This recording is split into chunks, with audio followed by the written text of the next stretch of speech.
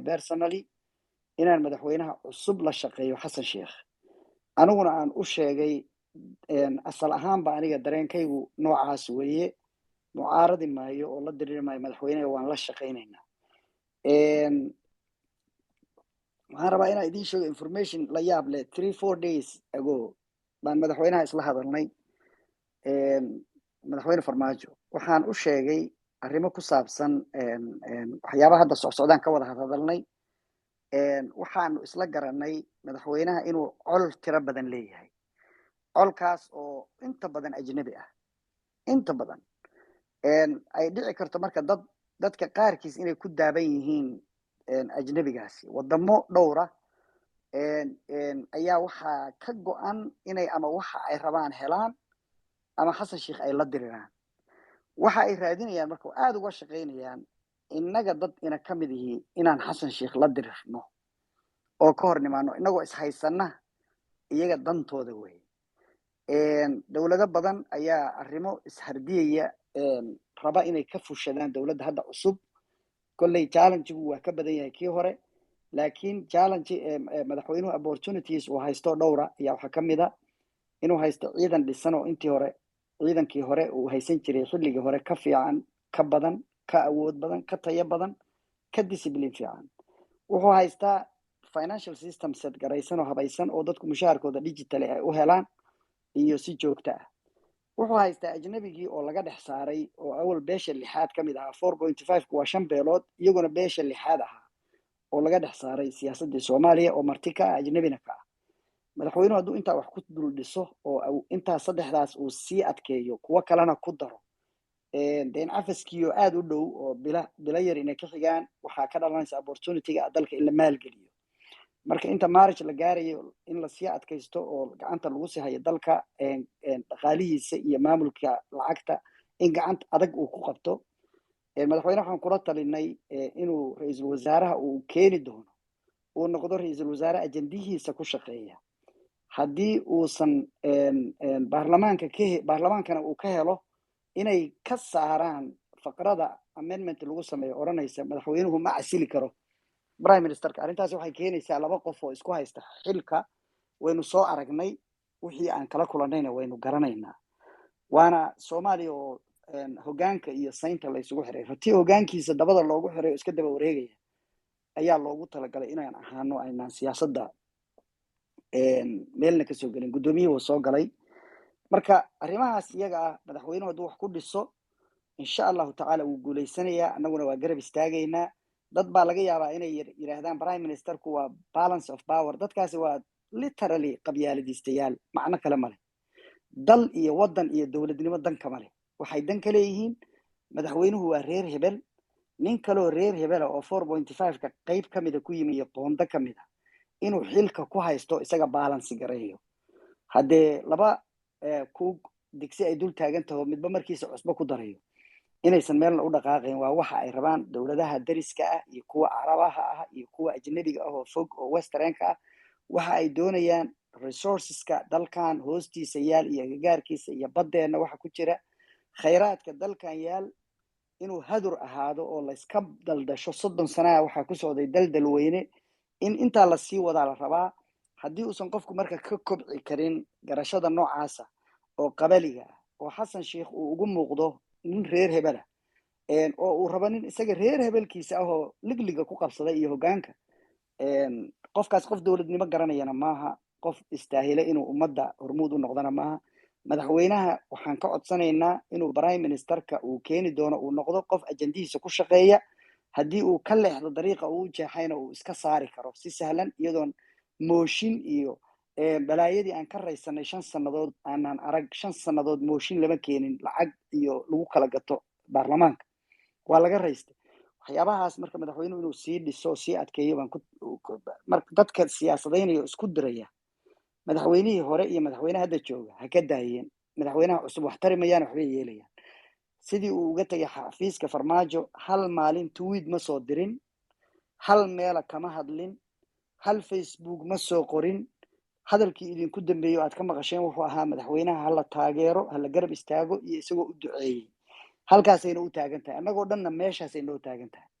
waa taageeraynaa dowladda madaxay noo saaran tahay wixii ka khaldamana waxaan ilaahay ka baryaynaa inuu u toosiyo wixii ka xumaada waxa aan la qaban karnana diyaar xabadkaan shafkaan u garaacnay inaan garab istaagno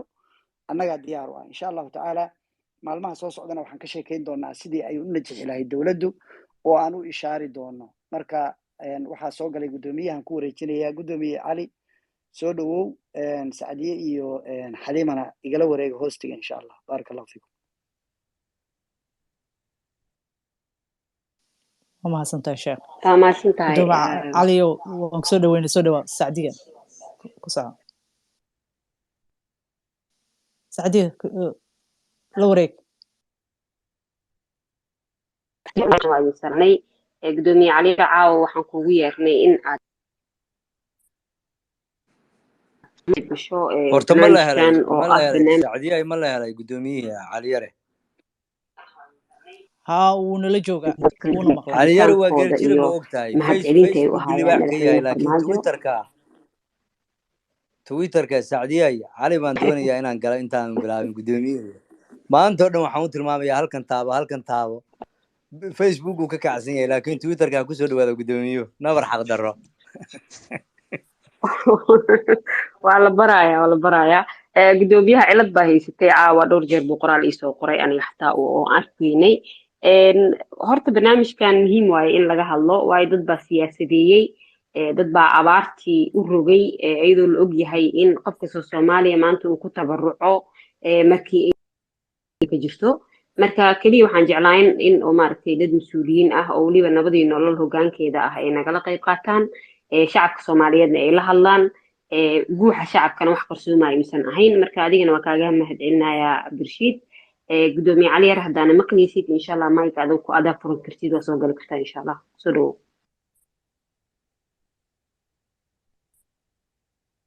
bismillaahi raxmaani raxiim ilaahay baan mahadle haddee sida uu sheega weye saaxiibkay garaadka garaad cabdirashiid dhinacan dee waxaan ka ahay geeley marka hadda xataa ruuxeeda isma hubo inay wax iskugu aadan yihiin iyo in kale marka inta aan iska daldalmin waxaan jeclaan lahaa in cabdirashiid kusoo hadduu la maqlay isagu meel laga bilaabo waxaan aqaano waa ku maqalnaa ku soco gudoomiye aad iyo aad u mahadsantihiin walaalayaal mar kale asalaamu calaykum waraxmatullaahi wabarakaatuhu salaan dabadeed waxaan aad iyo aad idinkaga mahadnaqayaa kulankan oo muxuu ahaa meeshan halkan Twitter space in la yiraahdaan u malaynaya haddii aysan iga qaldanayn intaas kadib waxaan ka cudur daaranayaa daahitaanka yar oo aan daahay oo laba qaybood iskugu jiray qayb markii hore oo aan howl ka imado wadda aan marayay xogaa aan ku daahay iyo markii dambe xogaa technical maaragtay farsamadii iga qarribantay ilaa iyo garaadku markii dambe suu kay toosiyo intaas kadib waxaan kaga mahadnaqayaa runtii arrintan shiikha walaalkay sheekh xirsi iyo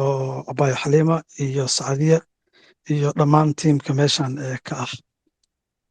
odayaasha iyo islaamaha haddaan idhaahdo xumaan igama ahane iyo odayaasha ila islaama ere kale ku aadan lama yaqaane dhammaantiin waa mahadsantihiin intaas kadib walaalayaal hawshan runtii waa hawl weyn waa hawl Soomaaliya keliya maahane Afrika dhan taariikh runtii annaga noo qormaysa sidoo kale waa fariin dirmaysa oo ku wajahan qof kasta oo Soomaaliya mas-uuliyadda ugu sarreysa ilaa iyo tan ugu hooseysa ka qabta qof kasta inuu maaragtay uu garto haddii uu wax toosiyo in dadka Soomaaliya ay abaalmarin doonaan haddii uu wax qaldana inay kula xisaabtami doonaan dabcan qofka xafiiska fadhiya waa bini aadam waxna uu saxayaa waxna si kale u dhacayaan hawshan runtii markii hore waxaa bilaabay nin aad runtii dhalinyaro ah maalintii xil wareejinta 2 maalin ka hor yaa laga hadlay meeshan madaxweynuhu degayo marka wuxuu yiri niyahu madaxweynuhu kiram gurigu degaya ma kiramse isaga maartay leh waxaan u sheegay kire kaliya waliba inaan ahayn nin kale uu kireysanayo ninkii kale oo madaxweynaha u sii baneeyay oo nin guri maan isku man ayuutaynu yiriyo guri dadka Soomaaliyeed madaxweynaha ay ku abaalmariyaan kadib dee wixii sheekay bahashii markii dambe waa la gudagalay xooggeeda marka waxaa kiciyey sheekh Xirsi baa xooggeeda iyo in si practical ah loo gudagalo isagaa maaragtay ammaanteeda iyo mudnaanteeda iyo creditkeeda iska leh halkaas ayay maaragtay ka bilaabatay sidii hadda uu sheegayey walaalkay Cabdirashiid waxyaabo badan yaa runtii intii hawshan lagu guda jiray soo ifbaxay oo ay tahay buug dhan in laga qoro runtii astaahisho in buug laga qoro maanta yaa ugu dambeysay maanta maahan saacado ka hor gabar ila soo xiriirtay oo Scandinavianka joogta yaa waxay ii sheegtay dahab ay leedahay inay dhaqaale inay haysatay laakiin si kale wax ka maaragtay waxyaabo kale ugu jireen lacag kaash aan ahayn laakiin dahabkeedii yay geysay meel waa soo gaday marka waxaan ku iri dahabkaaga iska hayso haddii maaragtay wax hadda duruuf ahoo ilaa heerkaas gaarsiisan ma jiraan waa sadaqana qofku hadduu awoodo waay may waxay tiri aniga oodad nafsi igu noqonaysaa haddana arrintan ka qayb qaadan waaye marka qaar waa aragteen xoolihii miyiga soo waday oo suylada keenoo gadaya waa aragteen ilmo yaryar oo saqiira waa aragteen kuwa baahiyaha gaarkaa qaba yar oryana waa aragteen oo weliba ilaa iyo maanta ila soo xiriiraya isagoo lacagtii wada oo anuun aan lahaa aniga lacagtii iyo runteeda Cabdirashiid iyo Maxamed yaa ku qorana iyaga maaragtay yaan isku kan xiriirin doonaa runtii hadda meesha ay wax marayaan aniga qiyaasteeda waxaa weeye waa ka xooggan tahay malaha iyo qiyaasta markii hore aan haysanay aad iyo aad ay uga xooggan tahay aad iyo aad ay uga sarraysaa rajadii iyo yididiiladii markii hawshan lagu dhaqaaqaya sida ficilka loo gudagelaya la qabay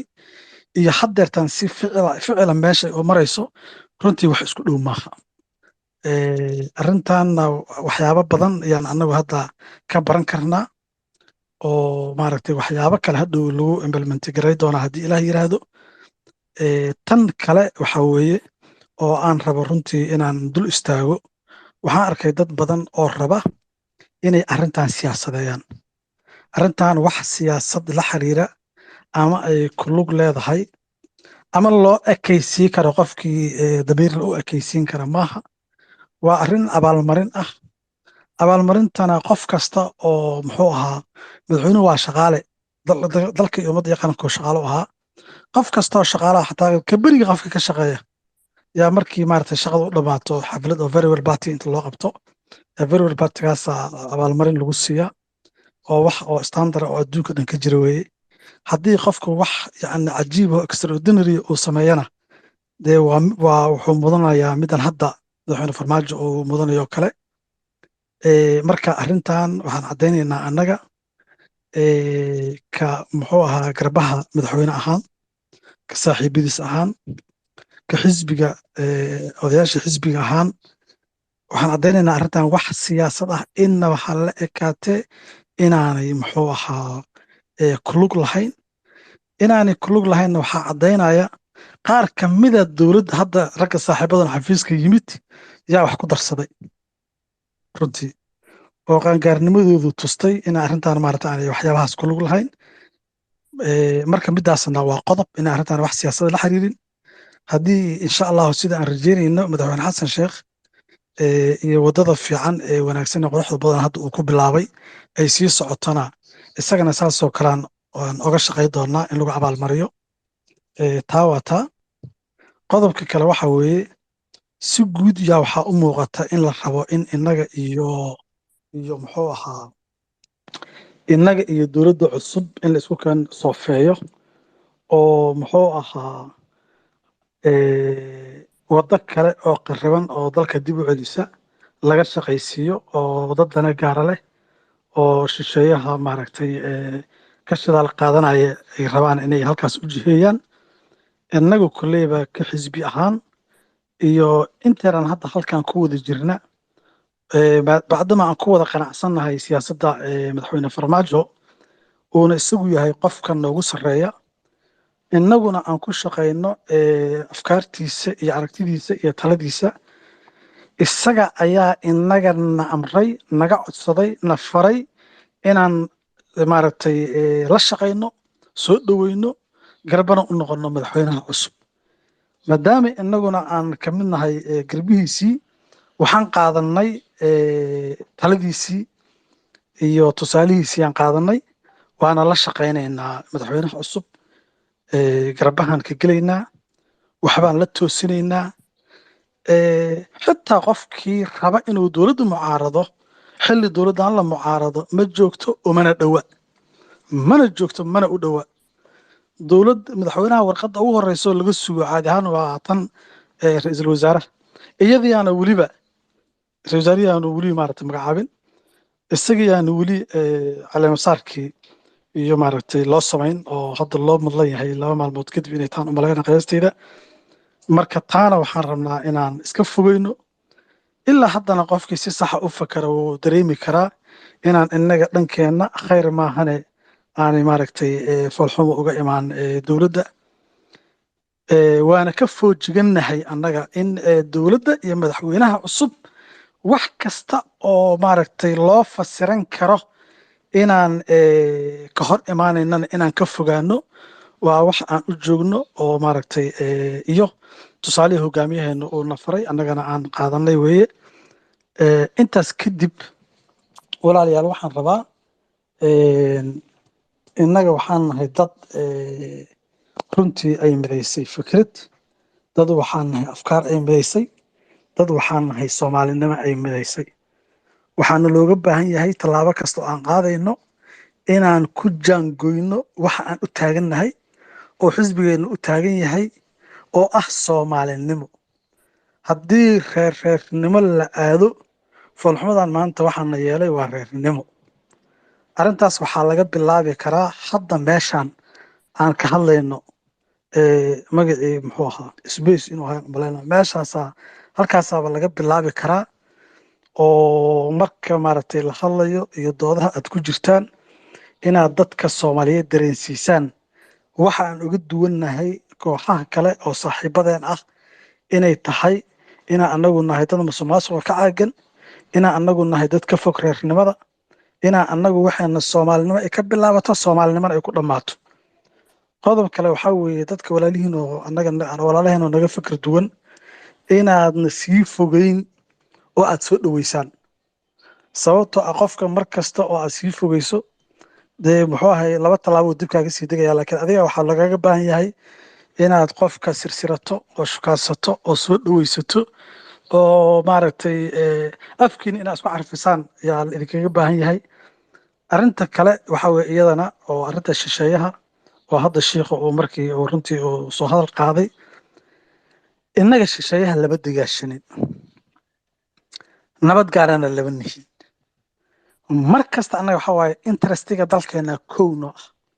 interestiga dalkeena 2 iyo 3 iyo 4 iyo 10 iyo 100 iyo 50 iyo 1000 intaba noo ah wixii intaas ka soo hara waa wax oo muxuu ahaa mujwala oo siman oo muxuu ahaa aan cidda kale u qab iyo awood iyo sharaf sheegan karin oo la wada siman yahay sababtoo ah si kastoo adiga ama laga dhaqaaqla badan yahay ama laga population badan yahay ama laga maaragtay dal iyo ummad iyo qaran lagaaga horeeyo haddana markii la joogo United Nationska markii la joogo 2 dalaatiin oo 2 maaragtay magac beeshaas ku fadhiyaan marka waxaan kala jeedaa walaalayaalow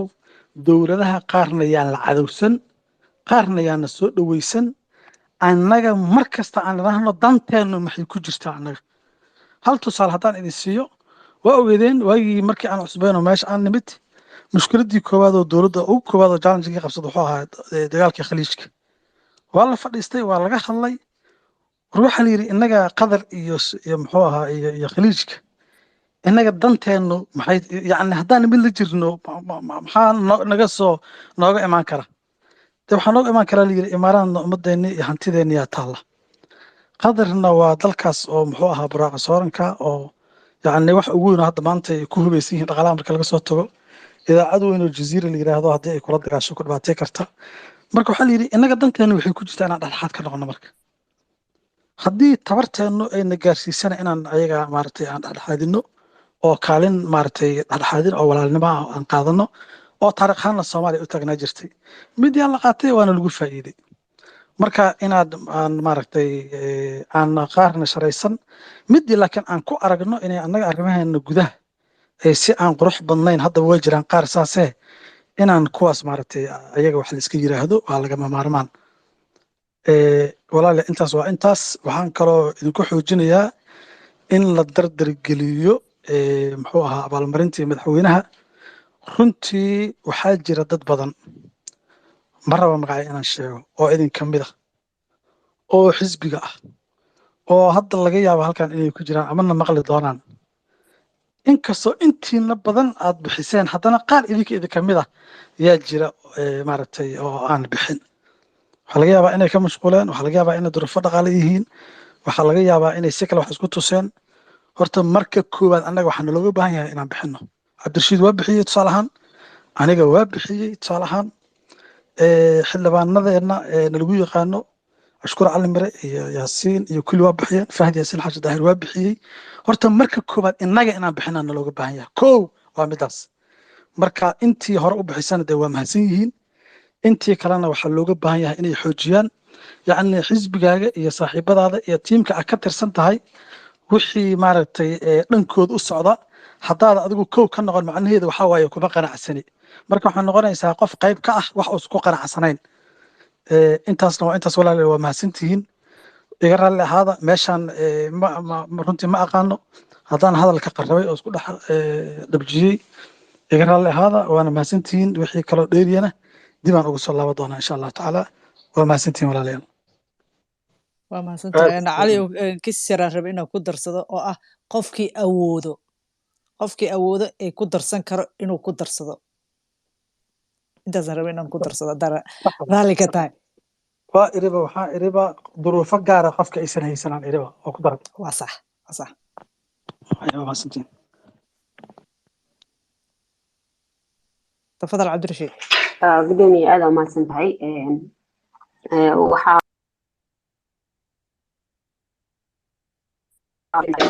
cabdishakuur cali mire telefoonka u diray inuu soo qabsadana aan aad u jeclaa si uu asigana kelmadiisa nooga dhaho meeshaan gudoomiye arrin waxaa jirta oo bulshada hadda ay isdhex wadeen oo looga hadlayay arrimaha abaaraha ee dalka ka jira marka waana ogtahay in hadda abaar ba-an ay socoto dad badan baa siyaasadeeyay arrimahaasiti marka maxay kula tahay fariin noocee ah ayaan u diri karnaa bulshada soomaaliyeed oo dunida daafaheeda kala jooga oo la rabo in laga dhaadhiciyo inay tahay arrintan arrin siyaasadaysan aysan madaxweynahana uusan ahayn hadda u baahnayn sidee arrimahaniti la isku waafajin karaa mase suurtagal tahay in nabadii nolol kaalin weyn ay ka qaataan tabarucaadda hadda abaaraha u socoto hadeertaan ayadoo ognahay in ay shacabka soomaaliyeed madaxweynahooda hadiyad ay ugu talagaleen ay tahay ay uga mahad celinayaan shaqadii uu soo qabtay qarankiisa intii uu madaxweynaha ahaa soo dhawo gudoomiye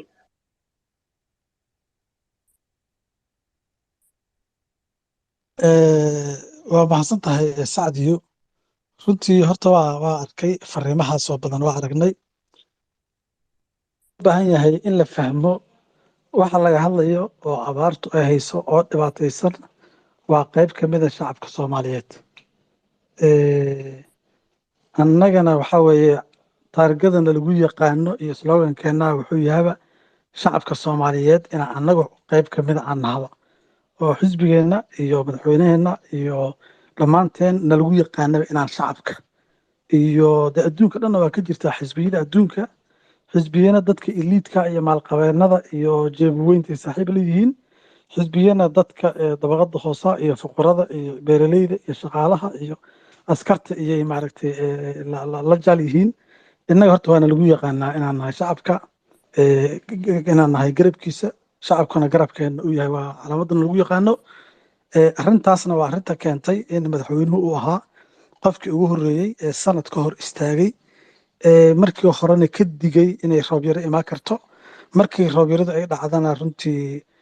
kaalin mas-uulnimo qaatay oo ilaa hadda inta la ogyahay waa qofka keliya oo mushaarkiisii u xiray oo maaragtay ay u dhacdo muxuu ahaa dadka masaakiinta oo walaalaheena shacabka reer Soomaaliyeed abaaraha midda waa midda tan labaadna waxaa weeye hadda dhaqaalahan la aruurinayo ruuxeeda dadka taageerayaasheena ah waa sababta aan u niri gacanna abaalka gacanna abaarta waxaad garan kartaa dad badan oo lacagaha soo diray inay lacagihii abaarahana ay soo direen waana qayb runtii aan rajaynayn inay wax badan ka qaban doonto laakiin waxaan u baahannahay gacan aamin ah ayaan u baahannahay sababtoo ah markii ammaanada lagu dhiibto waxaa lagaga baahan yahay ammaanadii lagu dhiibay inaad ku hubsato gacan aamin ah oo ay gaaraan dadka hadda abaaraha jira lacag badan baa lagu deeqay maalin dhaweyd 9 milyan iyo bar yaa dowladda imaaraadku ku deeqday oo ahayd lacag weel mar hadda ka hor loogu talagalay in soomaaliya lagu qashqashaado yacni waxaan isleeyahay lacagtaas haddii hawsheedii iyo in dadkii la gaarsiiyo laga shaqaysiin lahaa wax badan iyo maaragtay runtii qaban lahayd marka taasna labaas qodob weeye annagu markii horena madaxweyne xafiiska uu joogana uu ka shaqeeyo mushaarkiisa u xiray midda labaad waxaa weeye haddeertaan annagu qayb ka mid ah ayaan aruurinaynaa oo aan gaarsiinaynaa qofkii marka midaa siyaasad ka dhigay waxaan leenahay niyow xili la is-siyaasadeeyo lama joogo laba arrin daraadeed midda koowaad dowladdiyaaba cusub oo dhammaanteen waxaana looga baahan yahay waxyaabaha naga dhexeeyo aragtida inaan meel iska dhigno dowladda aan garab u wada noqono annagoo midaysan meesha haddaan waxba oolinba horta maxaa la isku qabsadaa horta bal wax la isku qabsan karaa aan meesha soo gaarsiino ninkii reer mudug ahaa ee la yiri son warniyow son mar waxaa la niyo ma soomi jirina maxaa u soontay marka wuxuu yidhi ilaahay aniga half bris ku kala dhiman mayno yidhi marka horta bal wax lagu kala dhiman karo oo la iska mucaaradi karo ama la kala xoogi karo horta bal hala soo gaarsiiya hadda dowladda waa cusub tahay midda labaadna waxaa weeye noo yahow yaanan annaga dadkeena dhibaataysan oo haddeertaanba duruufta intaas la eg la ildaran yaanan korkooda haddeertaan mushkilad kale kusii abuurin damiirku inuu shaqeeya loo baahan yahay marka damiirkeennu ha shaqeeyaan leenahay aan dadkeenana annagoo midaysan aan u wada gurmano intaas yaan maaragtay aan runtii dhihi lahaa mar kale iyo mar kale iyo mar kale waa mahadsantihin walaalayaal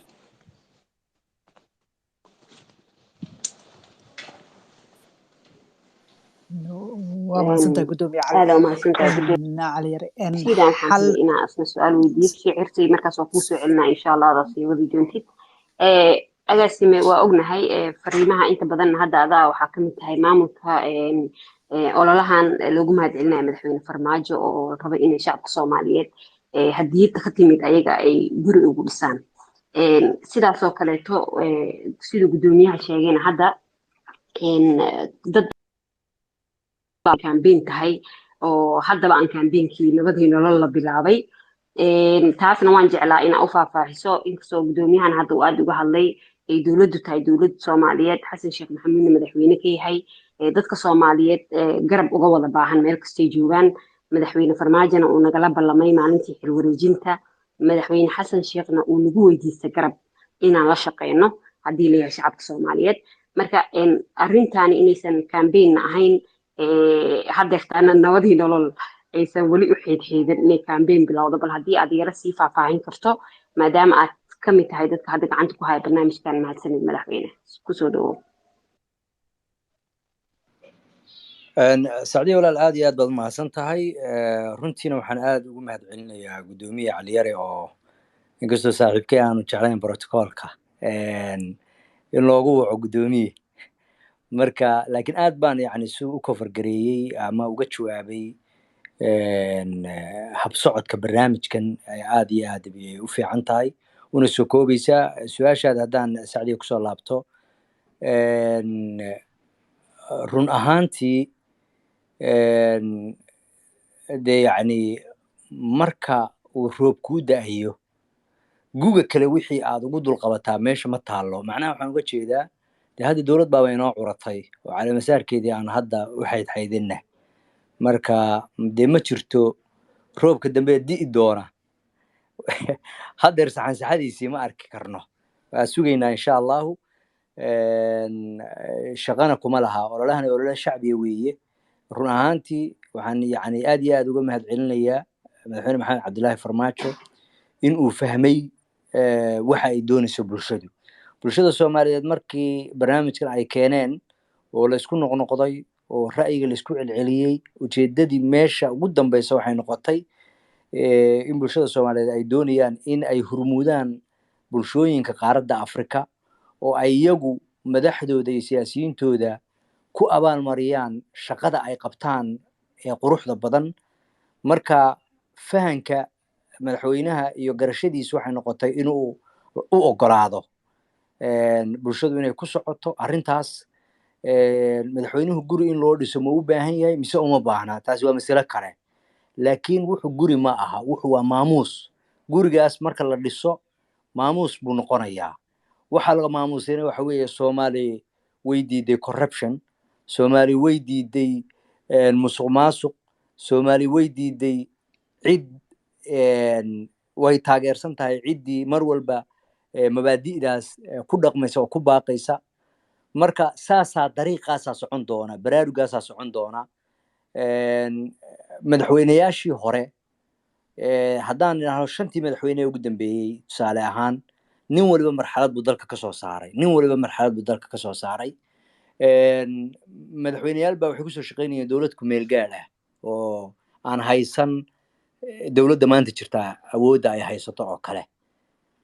madaxweynaha wuxuu ku guuleystay iyo ra'iisul wasaaraha waxay ku guuleysteen inay joogaan libtii aan ka gaadhnay inaan ku meel gaarka ka baxno. madaxweyneyaal baa waxay joogi doonaan, dastuurkeenu maanta waa ku meel gaar, inaan ka saarno ku meel gaarka oo libtaa qaadan doona. madaxweyneyaal baa waxay qaadan doonaan inay gaadhsiiyaan dalka doorasho qof iyo cod ah. marka fikraddan iyo fahankan inaan taa u aragno weeye, inaan gacanta isu qabsano weeye. haddiise aan u aragno dhexdeena wax yaala, tusaale ahaan dhexdeena waxa yaala tartan kursi, tartan hogaamineed, waana wax human nature oo dabeecad iyo qariiso aadamaha ku talaalan weeye in loo kala baratamo xukunka iyo kursi. wax eebana ma aha. waa sharaf hadaad talada hayso oo talada aad weliba hagaajiso. way fiican tahay hogaamiyuhu mar walba inuu taladiisa ku tiiriyo allah oo halka ugu dambeysa ee talada aan u xil saarano. marka xaqiiqatan haddii aan eegno diiradda ku eegno gundaheedna waxa inoo soo baxaya waa iska garan kartaan, mana qurux badna waxa soo baxaya. laakiin haddaan fogaan arag ku samayno, meel fog eegno, qaaradda Afrika, midowga Afrika golihiisa marka la isugu yimaado, nationsku markay isu yimaadaan, haybadda aad leedahay baa la eegi. haybadda aad leedahay markaa sanadkan marka aan ka qayb geli doono midowga Afrika aan isugu iman doono xaruntiisa, initiative-kaasaan la tegaynaa oo dadkeenu ay ku guuleysteen. Taj Mahal dhismahaas caanka ee Hindiya ku yaala, yacni muxuu maanta caan u yahay? sababtu maxay tahay? bal taariikhda aan dib u galno. gurigan aan dhisayno haddaan ku koobno oon idhaahno waa guri siyaasadeed, guri maba noqdo guri siyaasad. haddaan aragti hoose ku eegnana wax hoosuu noqonayaa, aragti fog haddaan ku eegnana aragti fog buu noqonayaa. bal suurayso gurigaas marka uu dhammaado muxuu noqonayaa gurigaas? maanta waxaan diiwaan gelinay magacyo aad u tiro badan oo shacabka Soomaaliya ay soo jeedinayaan. gurigaas markuu dhammaado magaca ha loo bixiyo. gurigaas waa gurigaas. madaxweynaha ku guuleysta doorasho qof iyo coda ku doonaba ha ahaadee inuu dalkan gaadhsiiyana haddee initiative ka fiican oo markaas fikirkeeda aan joogno oo ka ilbaxsan kan yaa isna iman doonee inaan ka faa'iidaysano weeye. waxaa kaloo ogaataan madaxdu way u kala baratami doontaa arrintan. shacabku hay maamuuso, waa loo kala baratami doonaa. waxaana la gaari doonaa meel qofka doonaya inuuna hogaamiyo oo ku xisaabtamo in ay bulshadu tahay dadka iska leh talada oo kuu go'aaminaya. marka in talada shacabka ay u laabato yaa iman doonta. warkayga oo kooban in aan taa fahano weeye. waxaan inuu yahay barnaamij ballaaran oo heer Afrika gaadhaya. waxaan haddeer haynaa oo kale oo iyana waxyaabahan idinla wadaagaya ah ee aadka u qurux badan, dad injineer ah oo durba soo diray nashqadihii ay wax ku dhisi lahaayeen, gurigaa u dhisi lahaayeen, oo ay sheegayaan weliba inay ku tabarucayaan aqoontooda injineernimo iyo farsamo. waxaan nala soo xidhiidhay dhalinyaro aad u badan oo leh anigu waxaan rabaa gurigaas in dhismihiisa aan isxilqaan kaga qayb galo oo xaqiiqa runtii oo ay daacad ka tahay marka waxay fahmeen runtii in hadda markii dowladda federaalka ee soomaaliya ay soo celinaysay taalooyinka axmed gurey iyo sayidka iyo xawataako iyo syl iyo dhagaxtuur iyo markii la soo celinayey macnaha waxa weeye xusuud daakiradeena in dib loo soo celiyo qarannimadeena in dib loo soo celiyo dhalinyaradu maanta markay dhagaxtuur hoos marayaan su-aal bay isweydiin xawataako marka la hoos marayo su-aal baa laysu laakiin shalayto xawataako meel yaroo balbala shaaha lagu cabay ahayd tiyaararkii dalka iyo madxafkii qaranka in la soo celiyo oo la dhiso guriga hooyooyinka in la dhiso yani all that waxay tilmaamayaan qarannimadeena inaan soo ceshano taariikh baa qormaysa saaxiibayaal taariikhdaas yaynaan siyaasadayn meel hoosena yaynaan ka eegin meel fog aan ka eegno haddii xilligan aan anagu ku fakerno in aan campaign siyaasadeed galnana dee inaan xiiqno oo tamar dhigno ku tashan mayno marka waana mabaadi dee harsan taasi oo xilligeeda sugayno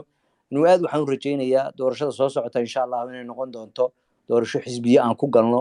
xisbiyo kala duwan aan ku galno mabaadi aan ku galno ka qurux badnaata tii maalintii dhoweyd anigu aan arkayay goobjooga aan ka ahaa siday ahayd run ahaantii aan gaadhno doorasho qofku uu mabda iyo xisbi lagu kala baratamo xisbigana waa ogtihiin xisbigu aqlabiyad buu u baahan yahay members buu u baahan yahay wuxuu u baahan yahay wixii uu ku noqon lahaa ku qancin lahaa marka la dooranayo wuxuu kaloo u baahan yahay wixii uu dowladnimada ku xejisan lahaa oo baarlamaanka meesha la isku galo ee sharciga ah waa baarlamaanka meesha lagu xisaabtamo dowladda iyo xukuumadda lagula xisaabtamo oo xisaabta ay ka socoto waa baarlamaanka adduunka oo dhan baarlamaanada tvga markaa shidid eeg ma taalo naxariis isla xisaabtan baa yaala laakiin innaga siyaasad ahaan meesha aan ka khaldannahay waxa weeye laantii fulinta yaa focuskii iyo indhihii lagu wada hayaa oo aad moodaa in adduunka oo dhanna meesha aan kaga gedisannahay waa meeshaas inaan ka rarno weeye ilaa inagu nidaam baarlamaaniyaan nahay aan u rarno baarlamaanka maalinta aan xisbiyo samaysano oo doorasho qof iyo cod aan aadaynana waa maalinta macnaha aan yeelan doono aan soo soconno ciddii ku guulaysatana loo dhisi doono taalooyin iyo xusuuso waaweyn waana gaari doonaa insha allah sidaa dee quruxda badan waxay noogu socdaan haddaan aad u dadaalno weliba early aan bilowno barnaamijkaas marka haddaan walaale sacdiya usoo laabto ujeedadaadii xilligan dee lamaba joogo